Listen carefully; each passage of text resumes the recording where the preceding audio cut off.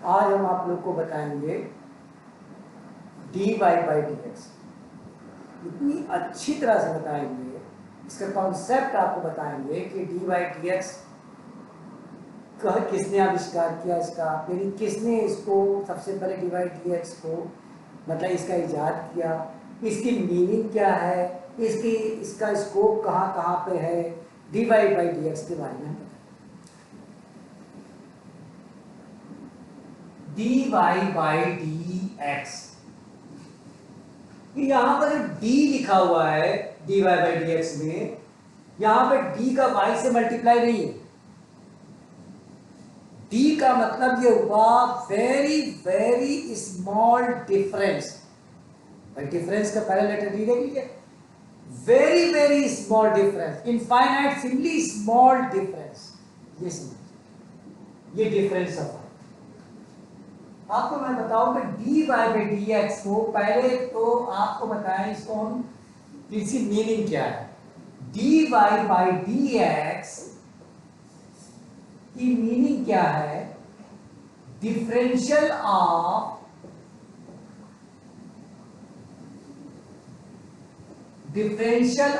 y with respect to x, with respect to x.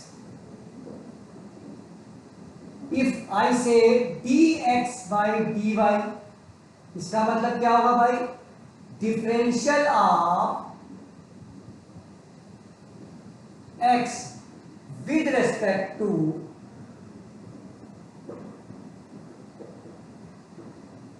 y। तो आपको meaning समझाए, D Y by D X का मतलब क्या हुआ? Differential of y with respect D X upon D Y का मतलब हुआ differential of X with respect to Y. Differential हमने अभी बताया कि differential of Y with respect to X का मतलब हुआ कि वाई में जो चेंज आ रहा है, infinitesimally small change with respect to X, X के रेस्पेक्ट में क्या चेंज आ रहा है वाई में, इसको कहेंगे differential of Y with respect to X. अब जैसे आपको बताएं इसका स्कोप कहां कहां है। नंबर एक, इसका स्कोप है फिजिक्स में। फिजिक्स के फंडा को तभी हम समझ सकते हैं जब हम डिफरेंशियल को अच्छी तरह से समझ लें और इंटीग्रल को समझ लें, बाद में इंटीग्रल भी बताएंगे। तो डिफरेंशियल को अगर अच्छी तरह समझ लेते हैं तो फिजिक्स के मोस्टली डेरिवेशन जो है, मोस्टली फंडा जो है वो अच्छी तरह से समझ में आ जाते हैं। एक तो इसका फिजिकल मीनिंग हो गई, इसका मतलब हुआ। नंबर दो, इसके मीनिंग क्या हुई? Geometrical meaning. D Y by D X का आपको बताएंगे कि ज्योमेट्रिकल मीनिंग क्या है। और तीसरी एक है, इसको कह सकते हैं हम मैथमेटिकल मीनिंग। तीसरा क्या होगा? Mathematical meaning. तो इसको तीन कैटेगरी में हम बांट रहे हैं। कैसे? नंबर एक, फिजिकल मीनिंग, यानी फिजिक्स में इसका क्या स्कोप है। नंबर दो, ज्योमेट्रिकल मीनिंग,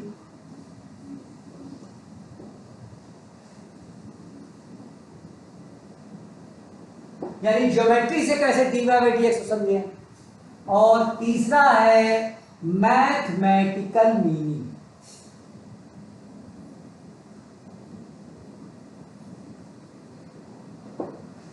समझ आ गया? तो अब हम सबसे पहले आपको बताते हैं इसका फिजिकल स्कोप क्या है, फिजिक्स में इसका स्कोप क्या है D Y by D X. ठीक है,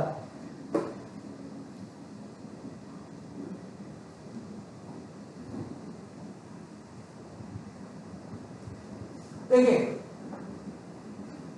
फिजिक्स में समझने के लिए आपको बताएं, जैसे कोई डिस्टेंस है, सपोज कीजिए एस आपका डिस्टेंस, एस आपका डिस्टेंस और टी है आपका टाइम। ठीक, एस डिस्टेंस है और टी है टाइम। ओके, अब अगर मान लिया कि डिस्टेंस का कोई, अगर डिस्टेंस यहां से ये दूरी है, मान लिया ये S1 दूरी थी, ये S2 दूरी है। ठीक, यहां ओरिजिन कोई होगा, यहां से दूरी S1 है, ये S1 नाम दूंगी यहाँ पे, और O से S यहाँ तक की दूरी जो है, पॉइंट O से यहाँ की दूरी कितनी है, S2 है। तो ये जो डिस्टेंस होगी ये होगी S2 माइनस S1, जिसको हम डेल्टा S कह देंगे। इसको क्या कह देंगे, डेल्टा S। और टाइम इंटरवल कितना लगा है हमारा, टाइम इंटरवल डेल्टा T। तो इसका मतलब ये हुआ कि delta S upon delta T, ये एक तरह से ये क्या हुई, ये स्पीड हुई। तो क्या हुआ, स्पीड, यानी delta S upon delta T। अब यहां पे देखिए कि जो डिस्टेंस में चेंज है with respect to time interval है, with respect to time interval है, यानी टाइम के रेस्पेक्ट में क्या क्या चेंज आ रहा है डिस्टेंस में, इसको हम लिखेंगे delta S by delta T।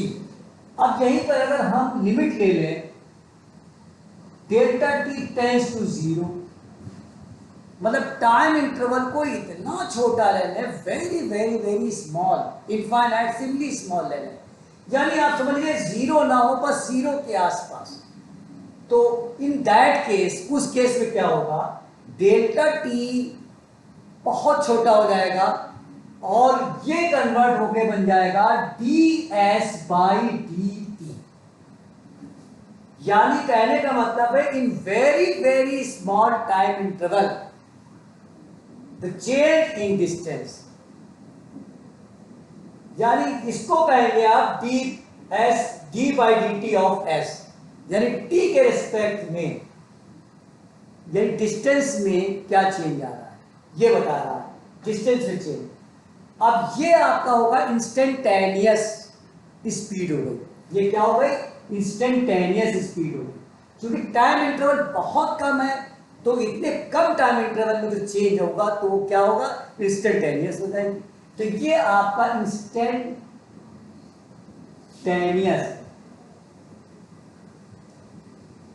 Speed हो गई, ये आपकी हो गई instantaneous speed. ds by dt क्या हो गई, इंस्टेंटेनियस स्पीड। तो आपको समझ में आ गया फिजिक्स में बहुत आसानी से in very very small time interval में डिस्टेंस में क्या चेंज आ रहा है, तो हम इसकी मदद से निकाल सकते हैं, डिफरेंशियल के मेथड मदद से फाइंड आउट कर सकते हैं। तो ds बाई dt आप समझ गए होंगे, ये एक तरह से चेंज है। अच्छा, बहुत ये समझते हैं कि ds का मतलब होता है d dot s, no, d dot s इसका मतलब नहीं होता है। यहां पर ds का मतलब हुआ डिस्टेंस में बहुत small change, very very small change, infinitely small change, ये d का मतलब है। आप किसी के आगे d लगाते हैं यानी वो स्मॉल चेंज, आप समझ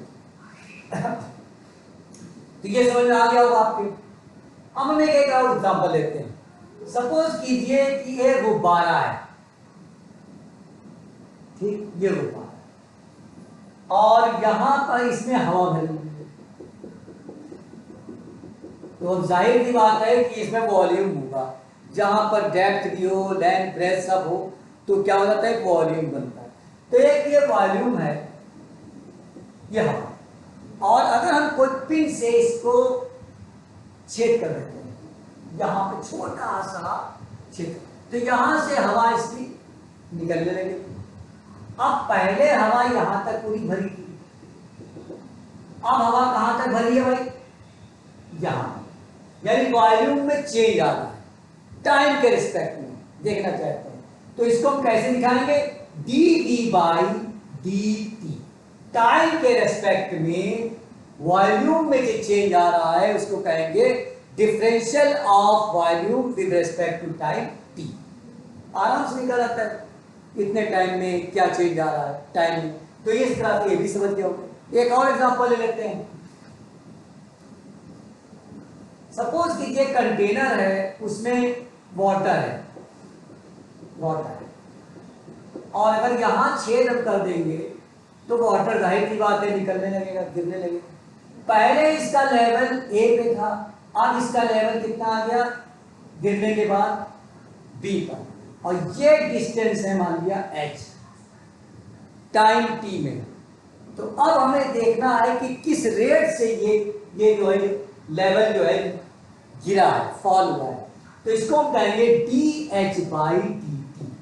टी के रिस्पेक्ट में हाइट में जो चेंज आया है उसको हम D H by D T कहेंगे। तो आपको समझ आ गया होगा कि इस तरीके से फिजिक्स में भी इसका स्कोप है डिफरेंशियल। अब हम आपको बताते हैं ज्योमेट्रिकल मीनिंग।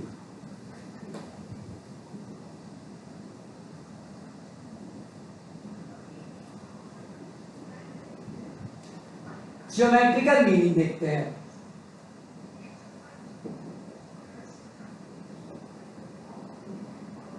ज्योमेट्रिकल मीनिंग के लिए हम दो एक्सिस बनाते हैं, एक एक्स एक्सिस हो गया, दूसरा Y axis. X Y axis में कोई कर्व ले लेते हैं, सपोज कीजिए कर्व ये ले लेते हैं, इसको कह देंगे y equal to F X. Y जो है फंक्शन ऑफ एक्स में है, वो एक कर्व है, कोई भी कर्व हो सकता है। कर्व तो कई तरह हो सकते हैं, पैराबोला भी होता है, सर्किल भी होता है, सब कर्व भी तो कर्व हो सकता है। इसमें कोई हमने एक पॉइंट ले लिया एक्स वाई, और इस पॉइंट पे एक टेंजेंट लाइन ड्रॉ कर दी हमने, इस तरह टेंजेंट लाइन ड्रॉ कर दी। अब टेंजेंट लाइन का, इस टेंजेंट का इस पॉइंट पर जो इंक्लिनेशन मान लिया थीटा है, तो स्लोप किसका क्या होगा, tan थीटा क्या होगा इसका स्लोप। तो स्लोप tan का मतलब क्या होता है, परपेंडिकुलर अपॉन बेस, यानी ये परपेंडिकुलर होगा अपॉन बेस होगा कोई। अब क्योंकि ये एक पॉइंट हम देख रहे हैं, अगर मान लिया एक पॉइंट पे ना होता, आपको बताएं जैसे ये एक्स एक्सिस ये वाई एक्सिस है, और ये इस तरह से दो पॉइंट में काट देता, तो हमारा एक तरह से ये आपका स्लोप आता, ये सपोज कीजिए डेल्टा एक्स हो गया और ये आपका डेल्टा वाई हो गया, तो स्लोप हमारा क्या बनता, मान लीजिए थीटा होता। तो tan थीटा बराबर हम क्या लिखते, स्लोप बराबर तो ये लिखते delta Y upon delta X. अब अगर डेल्टा एक्स टेंड्स टू 0 है तो ये सिमट के कहां आ जाएगा, पॉइंट पे आ जाएगा, जैसा कि ये दिखाया गया।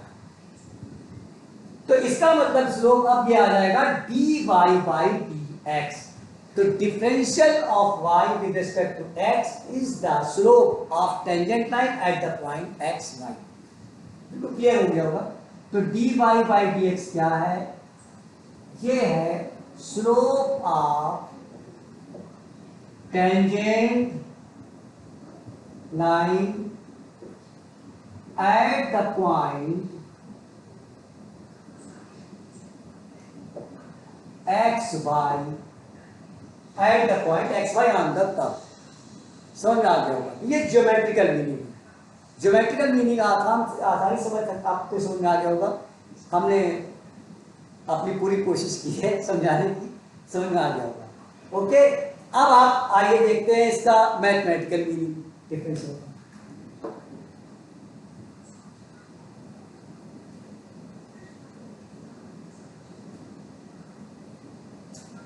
इसकी देखते हैं मैथमेटिकल मीनिंग।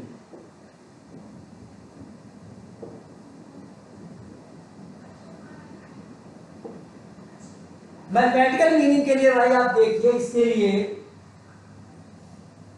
dy बाई, अब सपोज कीजिए कि एक फंक्शन है y equal to F X, एक कर्व है, इक्वेशन ऑफ कर्व, ठीक। हमको निकालना यह है इसका डिफरेंशियल ddx ऑफ y, ये निकालना।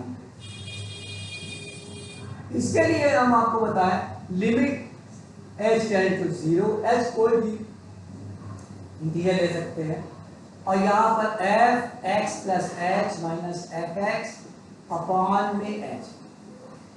ये आपका जो फॉर्मूला है, ये फंडामेंटल फॉर्मूला है ddx का, जब differential function of x plus, जहां पे x है वहां पे पहले हम x प्लस x रख देंगे, ठीक, फिर माइनस एफ एक्स ही रख देंगे, अपॉन में x लिखेंगे और लिमिट ले लेंगे h टेंड टू 0।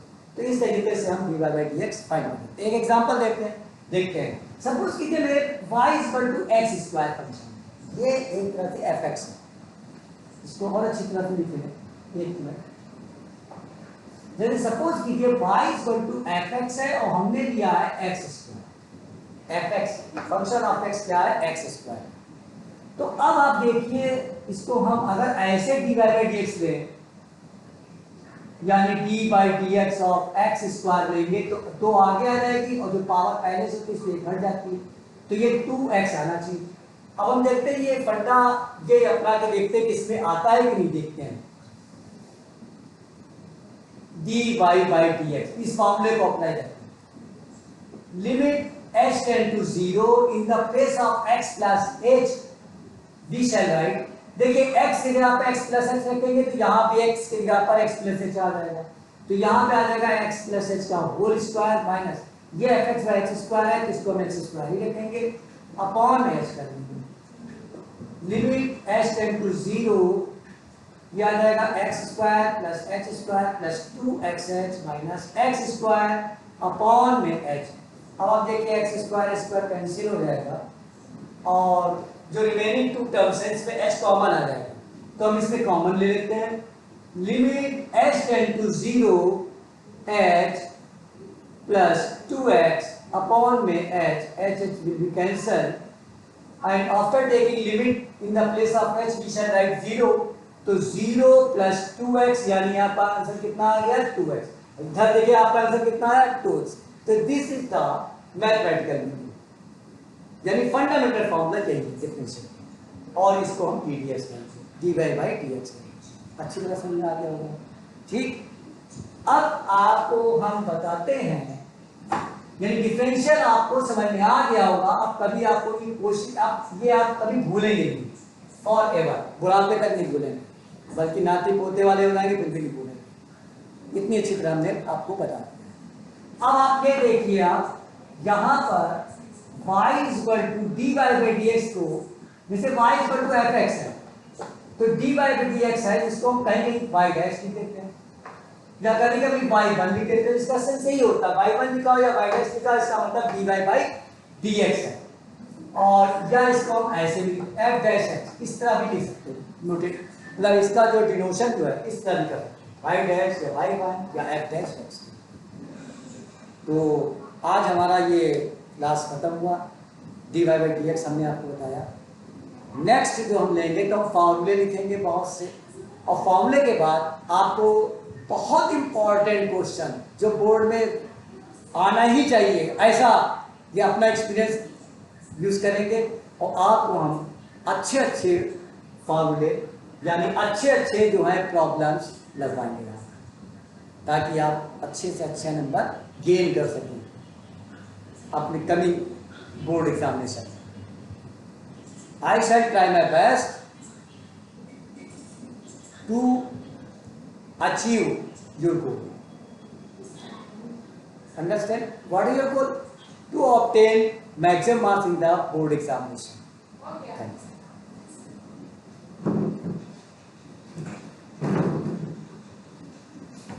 Okay.